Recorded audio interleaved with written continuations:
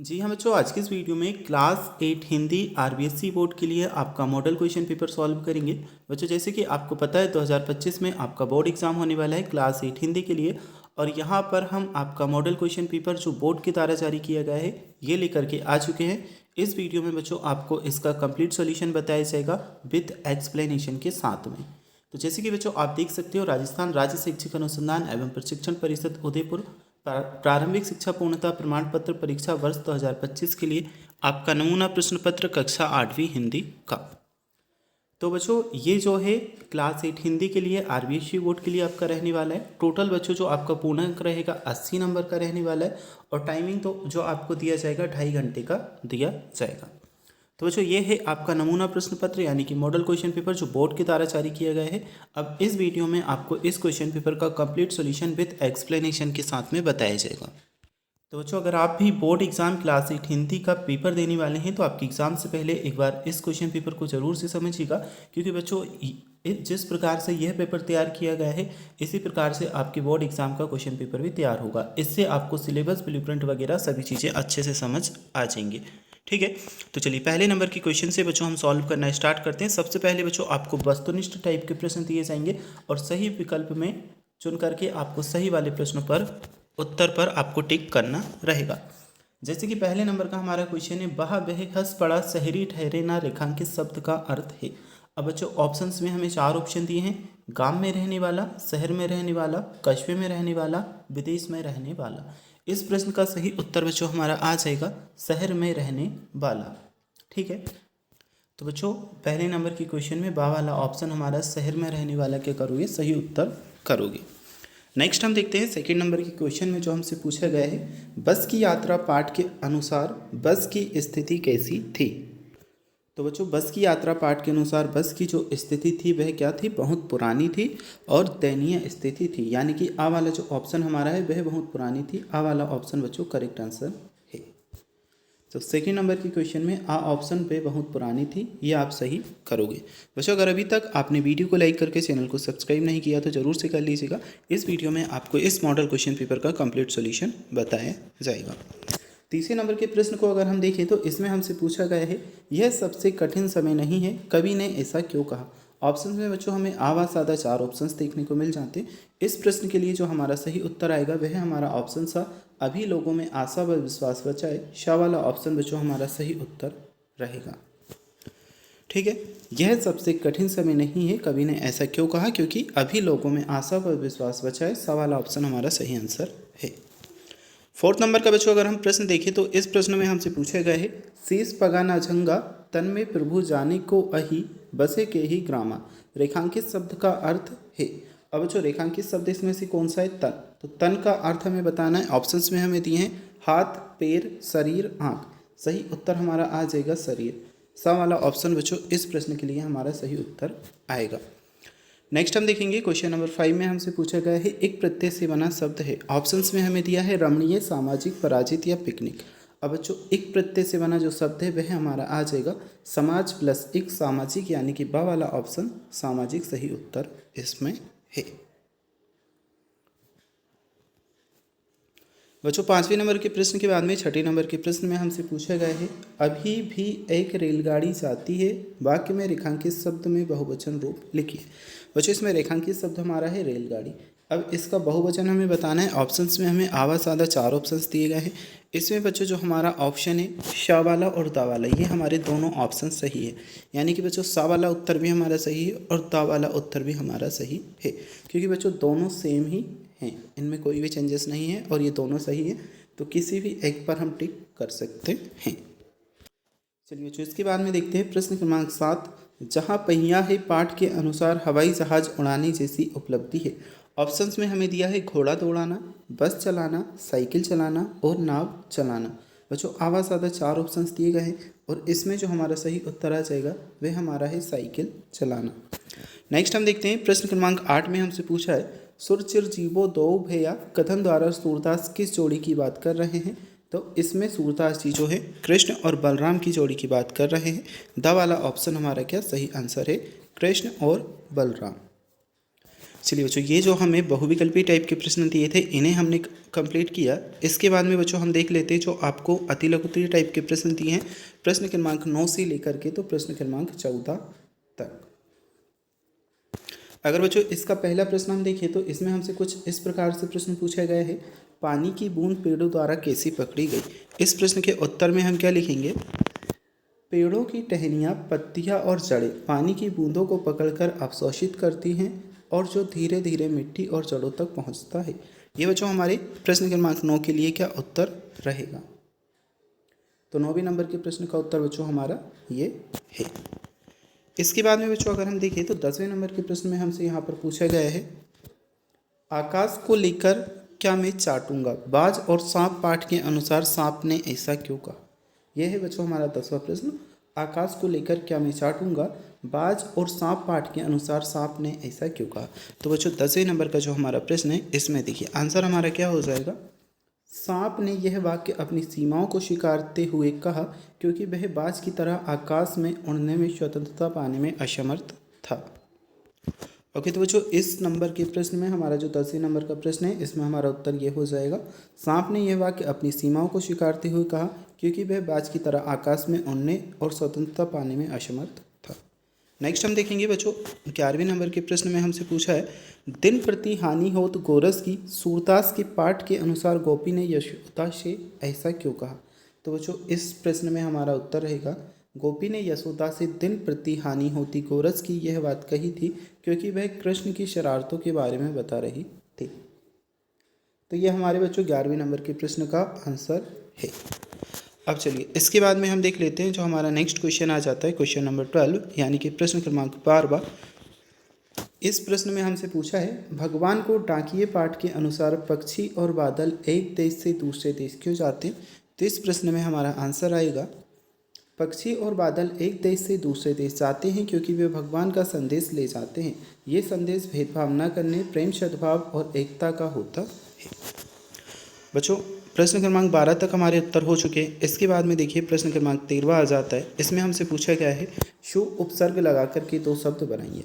तो बच्चों शु उपसर्ग से बहुत सारे शब्द बनाए जा सकते हैं। यहाँ पर हमने 2 शब्द बनाए हैं, पहला शब्द है सुंदर और दूसरा शब्द है सुगंध। इसी के साथ में सुव्यवस्थित, सुगम, सुदृढ़, इस प्रकार के शब्द बच्चों हम बना सकते थे, सुगम, सुगंधित, ठीक है, सुव्यवस्थित। लेकिन यहाँ पर ओनली उन 2 शब्द पूछे गए थे, तो सुंदर बनाया, साथ में हमने सुगंध बनाया। चलिए अब देख लेते हैं हम जो नेक्स्ट हमारा क्वेश्चन है, प्रश्न क्रमांक 14। सच का विलोम शब्द झूठ है, इसी प्रकार निम्नलिखित शब्दों के विलोम शब्द लिखिए। तो बच्चों यहाँ पर हमें विलोम यानी कि उल्टे शब्द लिखने थे, जैसे कि उजाला का हमने यहाँ पर लिखा अंधेरा। नेक्स्ट जो बच्चों आपको दिया था नरम, इसका हमने लिखा कठोर। चलिए ये हमारी कंप्लीट होते हैं। इसके बाद में बच्चों लघुत्तरीय टाइप के प्रश्न आ जाते हैं, इन्हें हम समझ लेते हैं। तो लघुत्तरीय टाइप के प्रश्न हमें दिए प्रश्न क्रमांक 15 से लेकर के तो 22 तक। अब प्रश्न क्रमांक 15 में हमसे पूछा गया है, बस की यात्रा पाठ के अनुसार बताइए कि जो व्यक्ति यात्रियों को बस तक छोड़ने आए वे बस को आश्चर्य से क्यों देख रहे थे। तो इस प्रश्न के उत्तर में हमारा आ जाएगा, बस की यात्रा पाठ में यात्रियों को बस तक छोड़ने आए लोग बस को उसकी जर्जर हालत देखकर आश्चर्य से देख रहे थे। इस पाठ में बस की हालत इतनी खराब थी कि लोग उसे डाकिन की तरह मानते थे। चलिए तो ये हमारे 15वें नंबर के प्रश्न का उत्तर। इसके बाद में अगर हम देखें 16वें नंबर के प्रश्न का उत्तर, तो इसमें हमसे पूछा गया है, ईमानदारी को मूर्खता का पर्याय समझा जाने लगा है, क्या निराश हुआ जाए पाठ के आधार पर इन कथन के पक्ष में तर्क दीजिए। तो 16वें नंबर के प्रश्न में हमारा उत्तर बच्चों आ जाएगा, ईमानदारी को मूर्खता का पर्याय समझा जाने लगा है, यह कथन क्या निराश हुआ जाए पाठ के आधार पर सही है। ऐसा इसलिए है क्योंकि आज के समय में बेईमानी का बोलबाला है और ईमानदारी, ठीक है इतना आप कर लोगे, बेईमानी का बोलबाला है और ईमानदारी को मूर्खता का पर्याय समझा जाता है। ये रहेगा हमारे प्रश्न का आंसर। तो चलिए ये हमारे 16वें नंबर के प्रश्न का आंसर हो जाएगा। इसके बाद में हम देखते हैं अगला जो हमारा प्रश्न दिया गया है, प्रश्न क्रमांक 17। इसमें हमें संदर्भ प्रसंग सहित व्याख्या करनी है। दिया है, हम भिखमंगों की दुनिया में स्वच्छंद लुटाकर प्यार चले, हम एक निशानी सी उर पर ले असफलता का भार चले। तो जो इसका संदर्भ और प्रसंग आपको अपनी बुक से देख लेना है। यहाँ पर हम व्याख्या आपको बता रहे हैं। यह पंक्ति जीवन के संघर्ष और असफलताओं को स्वीकार कर बिना स्वार्थ के प्रेम बांटते हुए आगे बढ़ने की भावना को व्यक्त करती है। कवि अपने दिल में असफलता का बोझ लेकर फिर भी प्रेम और सद्भाव के साथ अपने रास्ते पर चलने की बात करते हैं। चलिए बच्चों, इसके बाद में हम देख लेते हैं 17वें नंबर के प्रश्न के बाद में प्रश्न क्रमांक 18वें में हमसे पूछा गया है, निम्नलिखित मुहावरों का अर्थ बता करके वाक्य में प्रयोग करना है। आ नंबर में हमें दिया है तुम दबाकर भागना। अब इसका हमें वाक्य में प्रयोग बताना है। डर के मारे भाग जाना, प्रयोग क्या होगा? पुलिस को देखकर चोर तुम दबाकर भाग गया। ठीक है, सबसे पहले हमसे तुम दबाकर भागना ये हमें दिया गया है। अर्थ इसमें दिया है डर के मारे भाग जाना, प्रयोग होगा पुलिस को देखकर चोर तुम दबा करके भाग गया।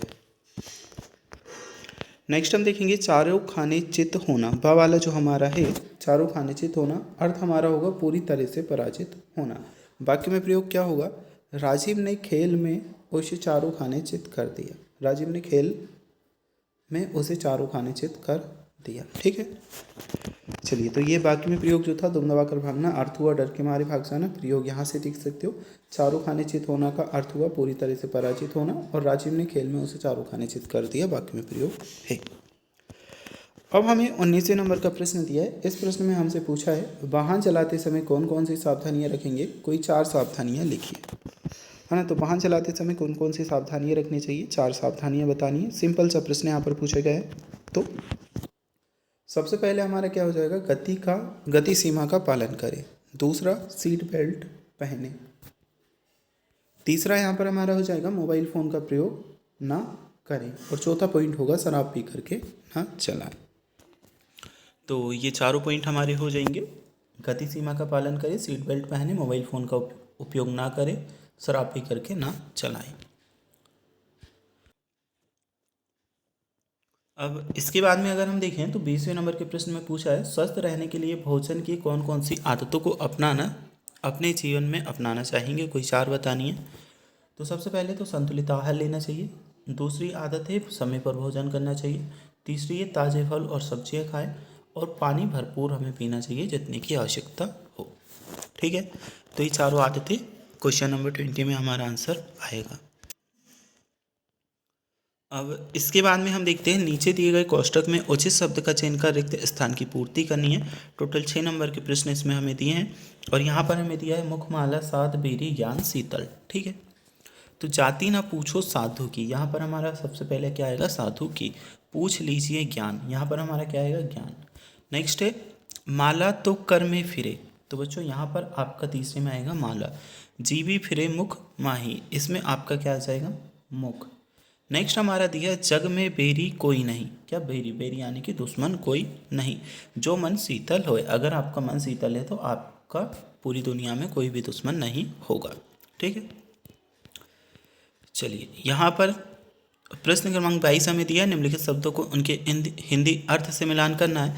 जैसे कि सबसे पहले हमें दिया है पगा। पगा का अर्थ होता है बच्चों यहाँ पर आपका पगड़ी, तो इससे मैच कर लेंगे। सेकंड हमें दिया है झंगा। झंगा का आप किससे मैच कर लोगे? जूता, यहाँ मैच कर देंगे। नेक्स्ट हमें दिया है दुपट्टी, इसका कर लेंगे अंगोछा से। फिर हमें दिया है उपाना, तो इसे ढीला कुर्ता। और महावत, तो महावत को हम कर देंगे हाथीवान से। अभिरामा, इसे हम कर देंगे सुंदर से। यह हमारी जो जोड़ी है कंप्लीट हो चुकी है प्रश्न क्रमांक 22 के लिए, तो इसे आप यहाँ से इस प्रकार से कर लोगे। अब हम देख लेते हैं आपका अगला क्वेश्चन निबंधात्मक प्रश्न क्रमांक 23 से लेकर के 25 तक पूछे गए हैं। इसमें दिया है गद्यांश को पढ़कर नीचे दिए गए प्रश्नों के उत्तर लिखिए। बदलू मनिहार था, चुड़ियाँ बनाना उसका पैतृक पेशा था, और वास्तव में वे बहुत ही सुंदर चुड़ियाँ बनाता था। उसकी बनाई हुई चुड़ियों की खपत भी बहुत अधिक थी। उस काम में तो सभी स्त्रियाँ उसकी बनाई हुई चुड़ियाँ ही पहनती थी। आसपास के गांवों के लोग भी उससे चुड़ियाँ ले जाते थे, परंतु वह कभी भी चुड़ियों को पैसे से बेचता न था। उसका अभी तक वस्तु विनिमय का तरीका था, और लोग अनाज के बदले चुड़ियाँ ले जाते थे। सबसे पहला प्रश्न हमसे पूछा है बदलू कौन था, तो अभी हमने इसमें पढ़ा कि बदलू जो था मनिहार था। बदलू का पैतृक पेशा क्या था? तो चूड़ियाँ जो बनाना था, चूड़ियाँ बनाना उसका पैतृक पेशा था। आसपास के लोग बदलू से क्या ले जाते थे? तो आसपास के लोग बदलू से चूड़ियाँ ले जाते थे। नेक्स्ट है हमारा वस्तु विनिमय क्या है? उत्तर में हम लिखेंगे वस्तु विनिमय वह तरीका है जिससे एक वस्तु के बदले दूसरी वस्तु का आदान प्रदान किया जाता है, जैसे बदलू चूड़ियाँ अनाज के बदले देता था। ठीक है, ये हमारा कंप्लीट हो चुका है। चलिए इसके बाद में हम देखेंगे जो नेक्स्ट क्वेश्चन है। आप राजकीय बालिका उच्च प्राथमिक विद्यालय उल्लासपुरा की छात्रा रोहिणी हैं। आपके पिताजी का स्थानांतरण कोटा हो गया है। आप भी उनके साथ कोटा जा रही हैं। अपने प्रधान अध्यापक जी को स्थानांतरण प्रमाण पत्र लेने हेतु प्रार्थना पत्र लिखना है। तो चलिए इस प्रश्न के लिए मैं आपको आंसर बता देता हूँ। देखिए कुछ इस प्रकार से लिखोगे प्रधान अध्यापक, फिर डालोगे राजकीय बालिका उच्च प्राथमिक विद्यालय, क्योंकि इसका नाम हमें एप्लीकेशन में दिया है उल्लासपुरा। दिनांक हम डाल देंगे 19 जनवरी 2025। स्थानांतरण प्रमाण पत्र के लिए प्रार्थना पत्र। महोदय, साबनी निवेदन है कि मेरे पिताजी का स्थानांतरण कोटा हो गया है और मुझे भी उनके साथ कोटा जाना है, अतः कृपया मुझे स्थानांतरण प्रमाण पत्र प्रदान करने की कृपा करें। सादर नीचे आ जाएगा रोहिणी और कक्षा आप कोई भी डाल सकते हो। चलिए यह एप्लीकेशन आपकी कंप्लीट होती है। क्वेश्चन नंबर हमारा जो 24 है कंप्लीट हुआ। क्वेश्चन नंबर 25 में हमें दिया है निम्नलिखित में से किसी एक विषय पर निबंध लिखिए। तो मोबाइल की उपयोगिता, पर्यावरण संरक्षण, रक्षाबंधन, शिक्षा का महत्व, इनमें से आपको एक विषय पर निबंध यहाँ पर दिया है। देखिए बच्चों ये आपका हिंदी के लिए जो था कंप्लीट कर चुके हैं। ओनली ऑन क्वेश्चन नंबर 25 का आंसर हमने नहीं देखा, बाकी सभी प्रश्न सॉल्व कर चुके हैं। अगर आपको और सब्जेक्ट के लिए सॉल्यूशन देखना है तो लिंक डिस्क्रिप्शन बॉक्स में मिल जाएगा। साथ ही साथ चैनल पर जाकर के प्लेलिस्ट में जाकर के भी आप सभी मॉडल पेपर के सॉल्यूशन देख सकते हो।